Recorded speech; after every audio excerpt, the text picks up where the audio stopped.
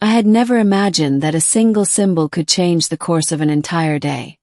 Or, in my case, an entire life.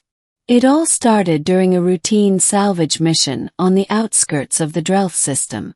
I was tasked with recovering derelict human military equipment from the debris fields of the old interstellar conflict, ships, satellites, and the occasional abandoned planetary outpost. My role was simple: identify valuable tech, catalog it, and transport it back to the salvage depot. Simple, routine, boring. But it paid enough to keep me alive, and in this line of work, life was a small victory in itself. I was inspecting a small, derelict shuttle when I noticed something odd. A faint green glow emanated from a nearby canyon. At first, I thought it was a malfunction in my scanner, but the light was too organic, too deliberate. Curious, I activated my jetpack and maneuvered closer, keeping my hand near the plasma cutter just in case. And then I saw her. She was crouched near the edge of the canyon, her form delicate, her limbs slightly elongated, and her skin a pale luminescent violet that shimmered faintly in the dim light of the binary suns. Her large, multifaceted eyes reflected my approach, and I felt the weight of them immediately, as if she could see right through me. I stopped, raising my hands. "I come in peace," I said, careful to use the universal signal gesture I had been taught in first contact training. Her head tilted, and then she froze. Slowly, cautiously, she rose to her feet, her gaze fixed on me. And then she saw it. The mark on my chest, embroidered on the old Earth military uniform I had scavenged earlier that day. Her reaction was instantaneous. She dropped to one knee, bowing her head low. My breath caught in my throat. "This symbol," she whispered in perfect common, the interstellar lingua franca I had painstakingly learned for moments like this. "You are the one." Froze. "The one. Wait, what do you mean?" She looked up at me, eyes wide and earnest. "You bear the mark of the Protector. The one we have awaited." I stared at her. Protector. Awaited. I had no idea what she was talking about. My uniform, my mark. It was just a relic, a piece of history I found in the debris of old wars. Nothing more. "You don't understand," she said gently, rising. "This symbol. It represents hope, safety, leadership. You are chosen human. You carry the mark of our people's prophecy." Over the next several hours she, whose name I learned was Lyra, explained what I had stumbled into. Her species, the Veyari, were a humanoid race that had suffered near annihilation at the hands of a warlike faction known as the Draven. The Veyari had survived only by taking refuge in hidden planets across the galaxy, passing down their history and prophecies through generations. The prophecy, she said, spoke of a being from another star. A human, who would bear the ancient mark, the emblem of an old alliance between humans and Veyari. This human would arrive in a time of crisis, carrying the potential to unite disparate survivors and lead them to safety. "And you are the first to appear in over 3 centuries bearing the symbol," Lyra said. Her voice trembled slightly, not with fear but with hope. I shook my head. "Lyra, I'm just a salvage operator. I'm not a soldier. I'm not a leader. I'm not anyone important." She reached out, placing her hand over mine. Her skin was soft, surprisingly warm for an alien, and it sent a strange shiver down my spine. "It is not your past deeds that define you, Daniel. It is the mark you carry, and the choices you make now." I swallowed hard. Somehow my name, spoken aloud by someone from a completely different world, felt heavier, more significant. It was not just my name.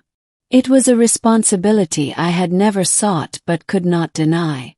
The next day, she led me to a hidden Veyari settlement, a collection of elegant structures rising from the surface of a rocky moon.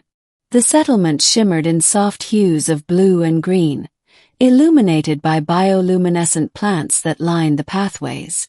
Every Veyari we passed bowed slightly, some in reverence, others in cautious curiosity. Lyra explained that the Draven forces were still hunting them, moving through sectors of the galaxy to eradicate any survivors. The Veyari had long relied on secrecy, but now, with the mark on me, they had hoped that the prophecy could be fulfilled, and perhaps a plan could be enacted to save their people. As we reached the council hall, elders of the Veyari, regal and wise, studied me with quiet intensity. One of them, a tall female with silver streaks running through her violet skin, stepped forward. "You are the one," she asked, her tone neither accusing nor doubtful. "Simply seeking confirmation." I don't know," I admitted. "I don't even know what I'm supposed to do." "The mark does not lie," Lyra said, her voice firm. "It has chosen you, human. You must guide us. Let us in the coming battle. Unite our scattered people." Felt absurd. Me. A scavenger and relic hunter. But I could feel it, the weight of expectation, the currents of destiny pulling me forward. Over the following weeks, Lyra trained me. Not in combat, though she did teach me basic defense against the Draven. Instead, she taught me to read Veyari strategies, their political structures, and the history embedded in the symbols I wore. I discovered that the mark itself was more than embroidery. It was a key, a code embedded with ancestral knowledge, unlocking strategic data hidden in Veyari archives. Through my understanding of human engineering and problem-solving, combined with the Veyari's knowledge, we devised a plan. We would unite the hidden colonies, reinforce the defenses, and strike at the Draven supply routes. Every small victory built morale, and the Veyari began to trust not only the prophecy but also me, the human who bore the mark. The first confrontation with the Draven came sooner than expected. Their fleet descended on one of the hidden colonies, a bustling settlement built within a crater. Lyra and I coordinated defense, using a combination of Veyari stealth technology and human improvisation. I watched in awe as the alien girls, men and children moved with disciplined precision, yet it was my commands, the improvisation derived from human logic, that allowed us to turn the tide. The Draven were forced to retreat, and the colony was saved. Lyra knelt beside me, her eyes shining. "You see now," she said softly, "why the mark chose you. You are more than your past. You are hope." I looked around at the settlement, the alien children, the elders, the soldiers, and realized that she was right. The mark had chosen not because of me, but because of what I could do now, what I could become. Months passed, and the scattered colonies united under a single banner, the symbol on my uniform now recognized across systems as a beacon of hope. The prophecy of the Veyari was no longer just words etched into history. It was alive, growing through action, courage, and trust. Lyra and I often stood on the observation deck of the main colony, watching the stars.